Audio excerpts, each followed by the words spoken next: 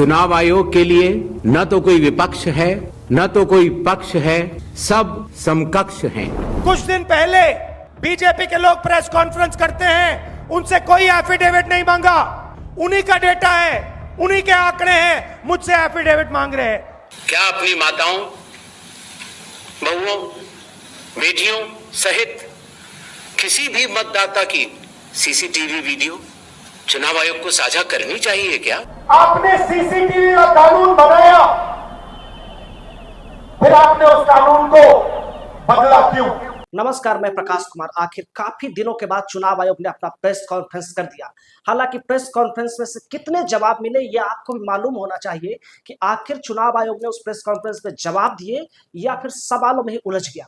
Press conference के जवाबों के बाद राहुल गांधी ने एक बार फिर से चुनाव आयोग को घेर लिया है। पूरी प्रेस कॉन्फ्रेंस में चुनाव आयोग जलेबी की तरह बातों को घुमाता रहा और अंत तक कोई भी जवाब नहीं दे सका।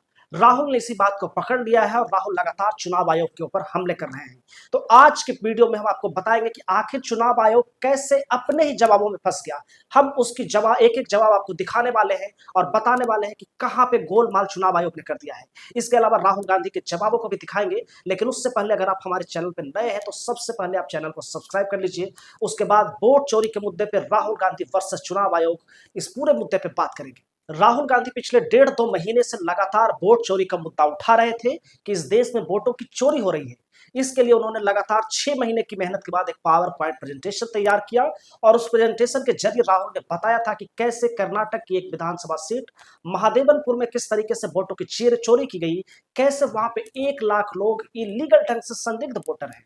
लेकिन उसी को लेकर चुनाव आयोग को लगातार कहा गया कि वो अपनी बात रखे, लेकिन चुनाव आयोग इन चीजों से बच रहा था। लेकिन आज चुनाव आयोग मीडिया के सामने आया। जब सामने आया तो लोगों को लगा कि आज वो सारे सवालों के जवाब देगा, लेकिन चुनाव आयोग ने सारे सवालों के जवाब देने की बजाय राहुल गांधी को ही धमकाना उचित समझा। चुनाव आयोग ने यह कह दिया कि वोट चोरी की बात करना गलत है और राहुल अगर 3 हफ्ते के अंदर हलफनामा नहीं देते हैं तो देश से माफी मांगे।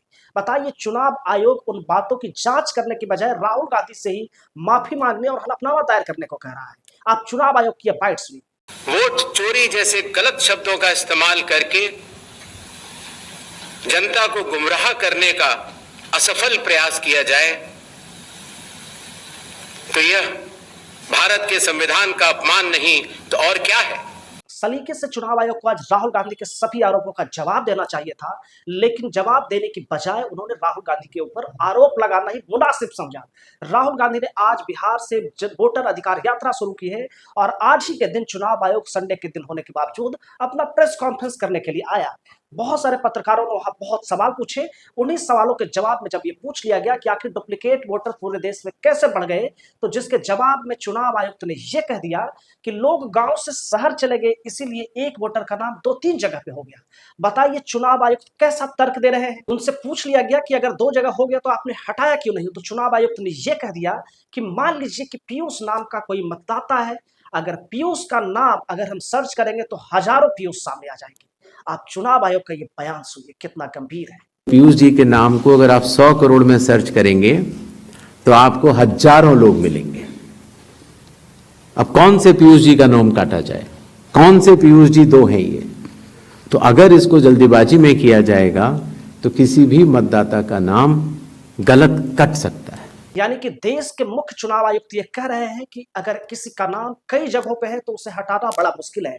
चुनाव आयुक्त को बताना चाहिए कि अगर वो पीयूष कई जगहों पे आ रहा है तो क्या पीयूष के पिता का नाम भी हर जगह पे सेम है? क्या पीयूष की पत्नी का नाम हर जगह पे सेम है? अगर कोई भी मतदाता है उसके पति का नाम अलग हो सकता है, पिता का नाम अलग हो सकता है, घर का एड्रेस अलग हो सकता है, तो क्या इस तरीके से आप लोगों को डिफरेंशिएट नहीं कर सकते हैं? चुनाव आयुक्त ये जवाब देकर खुद ही फंस गए हैं। आज के दौर में जब पूरी दुनिया डिजिटल हो गई है, उस दौर में चुनाव आयुक्त ऐसी बात करे ये बेहद हास्यास्पद है। आज के दौर में आप एक बैंक में खाता खुलवाने के लिए भी चले जाएं, मान लेते हैं कि आपने बिहार में किसी भी प्राइवेट बैंक या सरकारी बैंक में सेविंग अकाउंट खुलवाया है और आप अगर दिल्ली आकर उसी बैंक में खाता खुलवाना चाहेंगे तो बैंक के कर्मचारी आपको उसी समय बता देते हैं कि आपका अकाउंट हमारे बैंक में पहले से है, खाता ट्रांसफर हो सकता है, नया अकाउंट नहीं खुल सकता है। तो क्या चुनाव आयोग ये बताना चाह रहे हैं कि उनके पास ऐसी कोई सुविधा ही नहीं है कि किस तरीके से अगर एक मतदाता दूसरी जगह पे दर्ज हो जाता है तो उसको कैसे हटाया जाए? ये बहुत ही गंभीर बात चुनाव आयुक्त कह रहे हैं और ये हंसने वाली भी बात है कि कोई भी देश का मतदाता सुनकर ये बात हंस भी सकता है। चुनाव आयोग की प्रेस कॉन्फ्रेंस में ये भी कहा गया कि बहुत सारे मकानों का नंबर 0 इसलिए भी है क्योंकि वो लोग का अपना घर नहीं है। जो लोग फुटपाथ पे रहते हैं उनका मकान नंबर 0 होता है, वो देश के नागरिक हैं। चुनाव आयुक्त को सलीके से ये बताना चाहिए कि जिन 11 डॉक्यूमेंट्स की मांग उन्होंने SIR में की है वो डॉक्यूमेंट्स फुटपाथ पर रहने वाले लोगों के पास कैसे आ जाएंगे, कैसे बन जाएंगे। इसके साथ ही चुनाव आयोग ने प्रधानमंत्री मोदी के उस दावे को भी झुठला दिया जिसमें पीएम मोदी ने ये कह रहे हैं कि वो गरीबों को वो अपना पक्का मकान दे रहे हैं प्रधानमंत्री आवास योजना के जरिए। तो क्या प्रधानमंत्री आवास योजना के जरिए देश के गरीबों को अभी तक मकान नहीं मिला है कि वो फुटपाथ पे रह रहे हैं, जैसा कि मुख्य चुनाव आयुक्त ऐसा दावा कर रहे हैं कि फुटपाथ पे रहने वाले लोगों का मकान नंबर 0 होता है। चुनाव आयुक्त से जब ये पूछा गया कि सीसीटीवी की रिकॉर्डिंग आप क्यों साझा नहीं कर रहे हैं राजनीतिक दलों के साथ, जिसके जवाब में चुनाव आयुक्त कहते हैं कि हर चीज की एक तय प्रक्रिया होती है, तय समय होता है। जिसके जवाब में चुनाव आयुक्त ने यह कह दिया कि देश की माताओं बहनों बहुओं का वीडियो हम क्यों शेयर कर दें, ये उनकी प्राइवेसी का मामला है। बताइए चुनाव आयुक्त क्या कह रहे हैं। अगर ये उनकी इज्जत का मामला है, प्राइवेसी का मामला है, तो आखिर चुनाव आयोग ये वीडियो बनाता ही क्यों है, सीसीटीवी रिकॉर्डिंग करता ही क्यों है। दूसरी बड़ी बात ये उनके घर का वीडियो नहीं आपसे मांगा जा रहा है, उनसे मतदान का वीडियो मांगा जा रहा है जिसमें कि महिलाएं आती हुई दिखेंगी और जाती हुई दिखेंगी। तो क्या इससे उनका कौन सा प्राइवेसी हनन हो जाएगा, चुनाव आयोग को बताना चाहिए। इसके अलावा चुनाव आयोग खुद ही कहता है कि 45 दिनों तक हम वीडियो एविडेंस रखते हैं। तो 45 दिनों तक आप उनका वीडियो एविडेंस क्यों रखते हैं? क्या 46वें दिन वो प्राइवेसी वाली बात खत्म हो जाती है? क्या 46वें दिन जो बात चुनाव आयुक्त खुद कह रहे हैं कि बहन बेटियों बहुओं की इज्जत का मामला है, उनकी प्राइवेसी का मामला है, वो प्राइवेसी का मामला 46वें दिन खत्म हो जाता है जो आप उसे डिलीट कर देते हैं। एक तरीके से बहाना बनाने की कोशिश करते हुए चुनाव आयुक्त साफ साफ देखे गए। उन्हें साफ साफ जवाब देना चाहिए था कि आखिर उन्होंने ऐसा नियम क्यों बनाया, बाद में नियम क्यों बदल दिए गए। राहुल गांधी ने भी बिहार में वोटर अधिकार यात्रा के दौरान यही सवाल उठाया कि आखिर सीसीटीवी से रिलेटेड कानून आपने क्यों बदल दिए। इसके अलावा राहुल गांधी ने बिहार में चुनाव आयोग के ऊपर गरजते हुए यह भी कह दिया कि आज के समय में देश को पता होना चाहिए कि आप किसी भी चुनाव आयोग पे केस नहीं कर सकते हैं। ये एक बड़ी बात है। उन्होंने बताया कि 2023 में कानून बदल दिया गया कि आप चुनाव आयुक्त के ऊपर केस नहीं कर सकते हैं, जिसके बाद चुनाव आयुक्त सरकार की ही तरफदारी करने लगे। जब एक पत्रकार ने उनसे पूछ लिया कि आखिर बिहार में इसी समय SIR क्यों कराया गया, बिहार में इस समय बाढ़ की चपेट में है और भी खेती किसानी का समय है, उस दौर में आपने स्पेशल इंटेंसिव रिव्यू कराने का क्यों फैसला किया, उसके जवाब में चुनाव आयुक्त 2003 का हवाला देते हैं कि उस समय भी जुलाई और अगस्त के महीने में ही ऐसा किया गया था। लेकिन ये बताते हुए चुनाव आयुक्त इस बात को छुपा जाते हैं कि 2003 में बिहार के नागरिकों से कोई भी डॉक्यूमेंट नहीं मांगा गया था, उनसे सिर्फ फॉर्म भरने के लिए कहा गया था, उनसे सिर्फ जानकारी देने के लिए कहा गया था। तो आज इन्हें बताना चाहिए था कि आज ये डॉक्यूमेंट क्यों मांग रहे हैं, और अगर ये डॉक्यूमेंट मांग रहे हैं तो क्या 1 महीने का समय कम नहीं है।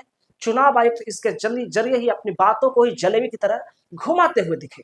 उनसे एक पत्रकार ने यह भी पूछ लिया कि SIR में आपने बिहार में 65 लाख लोगों के नाम क्यों काट दिए, जिसके जवाब में उन्होंने बताया कि बहुत सारे मृत लोगों के नाम थे इसीलिए हमें काटने पड़े। पत्रकार ने यह भी पूछ लिया कि आप बताइए कि जब हर साल चुनाव आयोग अपना वोटर लिस्ट का रिवीजन करता है, जनवरी में ऐसा करता है, तो फिर भी आखिर इतने सारे मृत लोग कैसे बन गए? क्या पिछले 4, 5, 6 महीने में इतने सारे लोगों की मृत्यु हुई है?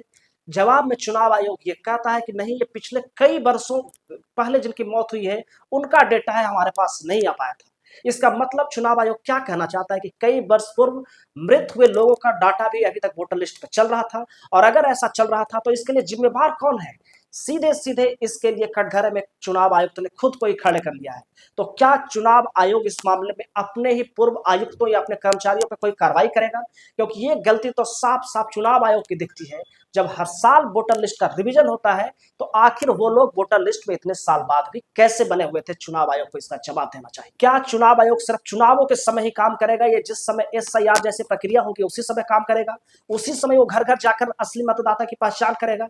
अगर ऐसा है तो फिर इन सारे चुनाव आयुक्तों से गाड़ी बंगला छीन लिया जाना चाहिए और इनको चुनाव के 2 महीने पहले ही ये सारी सुविधाएं दे देनी चाहिए।